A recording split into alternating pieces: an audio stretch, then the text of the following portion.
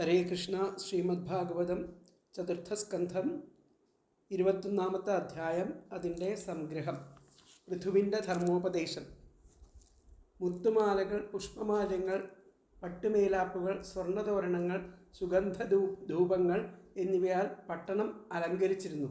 ചന്ദനവും അകിലും അരച്ചു കലക്കിയ വെള്ളം തെളിച്ച് ശുദ്ധമാക്കിയ പാതകൾ, പൂക്കൾ, അക്ഷതം, പഴങ്ങൾ, ചോളക്കതിരുകൾ, മലര്, ദീപങ്ങൾ എന്നിവ കൊണ്ടും കുലവാഴകൾ, ചെറിയ കവുങ്ങുകൾ, മാവ്, അശോകം എന്നീ വൃക്ഷങ്ങളുടെ തളിരുകൾ മുതലായവ കൊണ്ടും മോടി കൂട്ടപ്പെട്ടിരുന്നു. ഇപ്രകാരം മനോഹരമായി അലങ്കരിക്കപ്പെട്ട പട്ടണത്തിലേക്ക് പൃഥു യാഗം കഴിഞ്ഞ് മടങ്ങി വന്നു.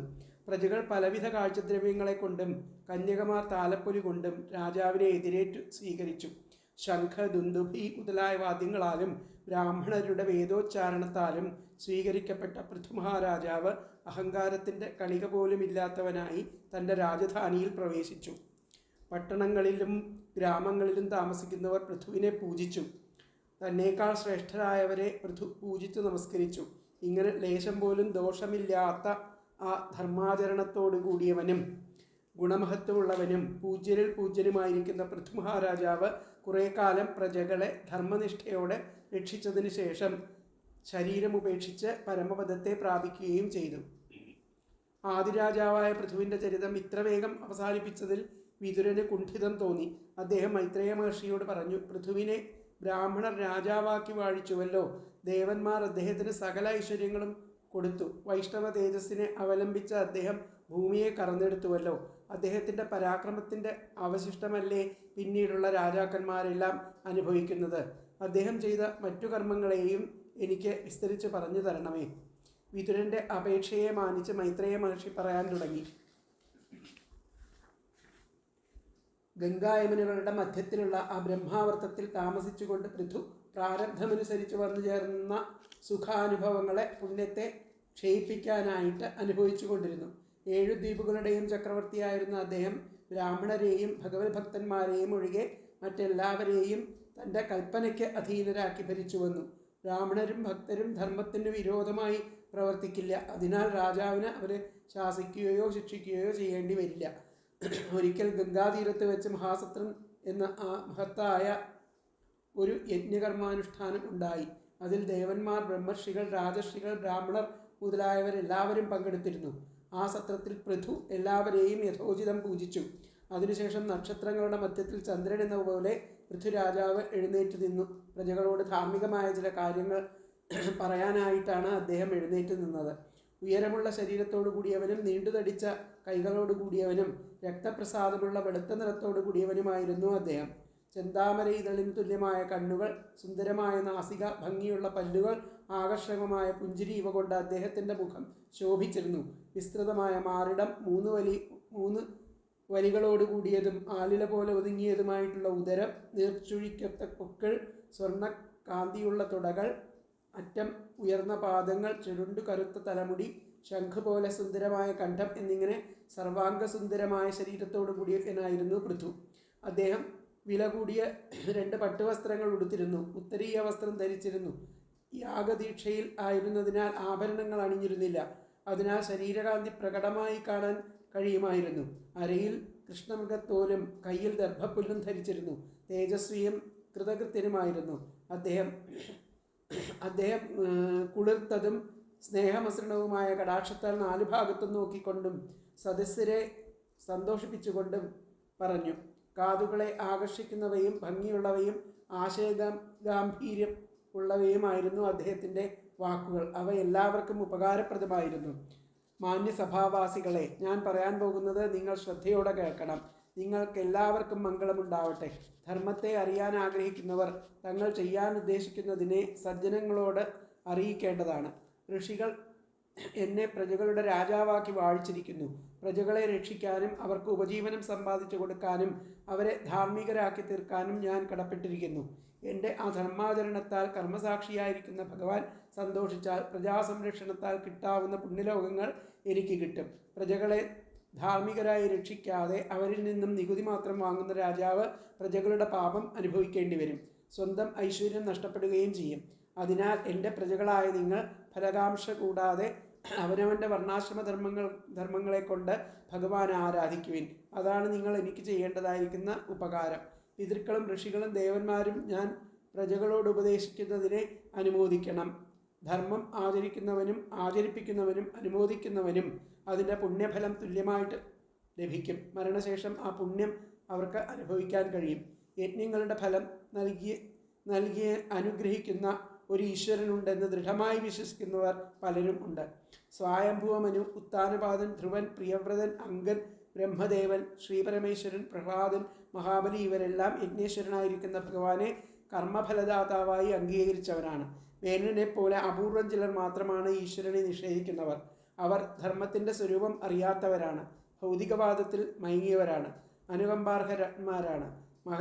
ഭഗവത് സേവയിലുള്ള താല്പര്യം അനുദിനം വളർന്നു വന്നാൽ അത് ദുഃഖിതരുടെ അനേക ജന്മങ്ങളിലായി സമ്പാദിച്ച പാപവാസനകളെ മുഴുവൻ വളരെ വേഗത്തിൽ നശിപ്പിക്കും. മനോമാലിന്യമാകുന്ന കർമ്മവാസനകൾ നശിപ്പിച്ചാൽ മനസ്സ് നിസ്സംഗമായി തീരും. അനാസക്തമായി തീർന്ന ആ മനസ്സിൽ താൻ ആത്മാവാണെന്ന അനുഭവജ്ഞാനം ഉണ്ടാവും. പിന്നീട് ആ സാധകൻ ഒരിക്കലും സംസാരത്തിൽ ജനിക്കേണ്ടി വരില്ല. അതിനാൽ എൻ്റെ പ്രജകളായിരിക്കുന്ന നിങ്ങൾ മനസ്സ്, വാക്ക്, ശരീരം എന്നിവ കൊണ്ട് അവരവരുടെ വർണ്ണാശ്രമധർമ്മങ്ങളെ ഈശ്വരപ്രീതിക്കായിട്ട് ആചരിക്കുവിൻ. സർവേശ്വരനായിട്ടുള്ള ഭഗവാൻ വാസ്തവത്തിൽ വിശുദ്ധജ്ഞാന സ്വരൂപനും 3 ഗുണങ്ങളും ഇല്ലാത്തവനുമാണെങ്കിലും കർമ്മമാർഗത്തിൽ യാഗത്തിലെ ധാന്യം മുതലായ ദ്രവ്യങ്ങൾ, വെളുപ്പ് മുതലായ വർണ്ണങ്ങൾ, ധാന്യങ്ങളെ സംസ്കരിക്കലാകുന്ന ക്രിയകൾ, മന്ത്രോച്ചാരണങ്ങൾ എന്നിവ കൊണ്ടും ഉപകരണങ്ങൾ, സങ്കല്പം, പദാർത്ഥശക്തി, ജ്യോതിഷ്ഠോമം മുതലായ നാമങ്ങളെ കൊണ്ടും ബഹുവിശേഷങ്ങളോട് കൂടിയ യജ്ഞകർമ്മമായിട്ട് രൂപം കൊള്ളുന്നു. സർവേശ്വരനായിരിക്കുന്ന ഭഗവാൻ മൂലപ്രകൃതി, കാലശക്തി, വാസന, ജീവന്റെ അദൃഷ്ടം, പ്രാരബ്ധകർമ്മം എന്നിവയാൽ നിർമ്മിക്കപ്പെട്ട ശരീരത്തിൽ ബോധശക്തിയെ പ്രവർത്തിപ്പിച്ച് അഗ്നി വിറകിൽ പ്രവേശിച്ച് അതിൻ്റെ സ്വരൂപം സ്വീകരിക്കുന്നത് പോലെ കർമ്മങ്ങളുടെ ഫലസ്വരൂപേണ ആയിട്ട് കാണപ്പെടുന്നു. യജ്ഞാംശത്തെ അനുഭവിക്കുന്ന ദേവന്മാരുടെ നിയന്താവും ആചാര്യനുമായിരിക്കുന്ന ഭഗവാനെ എൻ്റെ ആ പ്രജകൾ ദൃഢനിഷ്ഠയോടെ അവരവരുടെ വർണ്ണാശ്രമധർമ്മങ്ങളെ കൊണ്ട് ആരാധിച്ചു വരുന്നുവല്ലോ. അവർ ധർമാചരണത്തിലൂടെ എനിക്ക് വലിയൊരു അനുഗ്രഹമാണ് ചെയ്യുന്നത്.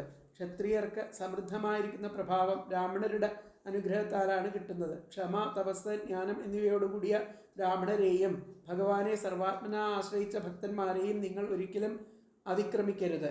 ബ്രാഹ്മണ ഭക്തനും മഹത്തുക്കളിൽ മഹാനും പുരാണപുരുഷനുമായിരിക്കുന്ന ഭഗവാൻ ശ്രീഹരി ബ്രാഹ്മണരുടെ പാദസേവ ചെയ്യുന്നതിനാലാണ് ഒരിക്കലും വിട്ടുപിരിയാത്ത ലക്ഷ്മി ദേവിയെയും വിശ്വവിശുദ്ധമായ കീർത്തിയെയും സമ്പാദിച്ചത്. അപ്രകാരം മഹത്വമുള്ള ബ്രാഹ്മണരെ സേവിച്ചാൽ ഭഗവാൻ സന്തോഷിച്ച് സർവാഭീഷ്ടങ്ങളും നൽകി അനുഗ്രഹിക്കും. അതിനാൽ ഭഗവാൻ ആചരിക്കുന്ന ബ്രാഹ്മണാരാധനയാകുന്ന ധർമ്മത്തിൽ തൽപരരായി നിങ്ങളും സർവാത്മനാ ബ്രാഹ്മണ കുലത്തെ സേവിക്കുവിൻ. ബ്രാഹ്മണരെ നിത്യേന ഭക്തിയോടെ സേവിക്കുകയാണെങ്കിൽ വേറെ പ്രത്യേക അനുഷ്ഠാനങ്ങളൊന്നുമില്ലാതെ തന്നെ മനുഷ്യന് നിത്യനിർവൃതിയെ പ്രാപിക്കാൻ കഴിയും. അപ്രകാരമുള്ള ബ്രാഹ്മണരുടെ മുഖമല്ലേ ദേവന്മാർക്ക് ഹവിസ് സ്വീകരിക്കാനുള്ള ഉത്തമ സ്ഥാനം.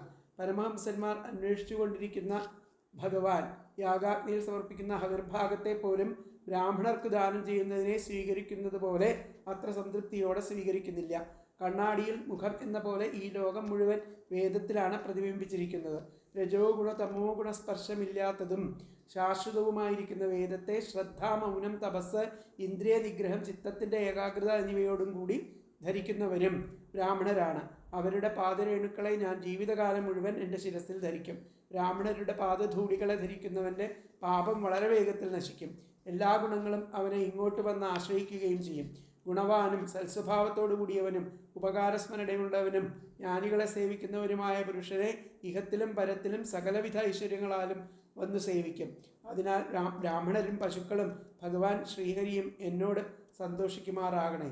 ഇങ്ങനെ പ്രജകൾക്ക് ധർമ്മോപദേശം ചെയ്ത പൃഥ്വിചക്രവർത്തിയെ ദേവന്മാരും പിതൃക്കളും ഋഷികളും അനുമോദിച്ചു. പുത്രനിലൂടെ പുണ്യലോകങ്ങൾ സമ്പാദിക്കാൻ കഴിയുമെന്ന വേദവാക്യം സത്യം തന്നെ. ബ്രാഹ്മണ ശാപത്താൽ മരിച്ച വേനൻ പോലും ഈ പൃഥ്വിയിലൂടെ നരകത്തിൽ നിന്നും ഉദ്ധരിക്കപ്പെട്ടുവല്ലോ. ഹിരണ്യകശിപുവും ഭഗവാനെ തിരസ്കരിച്ചതിനാൽ നരകത്തിൽ വീഴുമായിരുന്നു. പ്രഹ്ലാദന്റെ പ്രഭാവം കൊണ്ട് അദ്ദേഹവും നരകത്തിൽ പോകാതെ രക്ഷപ്പെട്ടു. രാജാവേ, അങ്ങക്ക് ഭഗവാനിൽ ഇത്ര ഉറച്ച ഭക്തിയുണ്ടല്ലോ. അതിനാൽ വീര്യവാനായ അങ്ങ് പ്രജാപരിപാലനം ചെയ്തുകൊണ്ട് വളരെ കാലം വാണാലും. നിർമ്മല കീർത്തിയോടുകൂടിയ അങ്ങ് രാജാവായതിനാൽ ഞങ്ങൾ ഭഗവാനാകുന്ന നാഥനോട് കൂടിയവരായി തീർന്നിരിക്കുന്നു. ബ്രാഹ്മണ ഭക്തനും പുണ്യകീർത്തിയും ആയിരിക്കുന്ന ഭഗവാന്റെ കഥകളെയും ഈശ്വരഭജനത്തിൻ്റെ ആവശ്യകതയെയും അങ്ങ് ഞങ്ങൾക്ക് പറഞ്ഞു തന്നുവല്ലോ. അപാരകാരുണ്യത്തോടു കൂടിയവനായിരിക്കുന്ന അങ്ങയ്ക്ക് ഞങ്ങളെ ഉപദേശിച്ചു നേർവഴിക്ക് നയിക്കലും പ്രജകളോടുള്ള വാത്സല്യവും ആശ്ചര്യകരമല്ല. പ്രാരബ്ധകർമ്മത്താൽ വിവേകം നശിച്ച ഞങ്ങളെ അങ്ങ് അജ്ഞാനമാകുന്ന അന്ധകാരത്തിൻ്റെ മറുകര എത്തിച്ചിരിക്കുന്നു. ബ്രാഹ്മണരിൽ പ്രവേശിച്ച് ക്ഷത്രിയരെയും ക്ഷത്രിയരിൽ പ്രവേശിച്ച് ബ്രാഹ്മണരെയും ഈ 2 വർണ്ണങ്ങളിലൂടെ ലോകത്തെയും രക്ഷിക്കുന്ന പുരുഷോത്തമനായ അങ്ങയ്ക്ക് നമസ്കാരം എന്നിങ്ങനെ ആ പ്രജകൾ പൃഥുവിനെ സ്തുതിച്ചു. ഹരേ കൃഷ്ണ.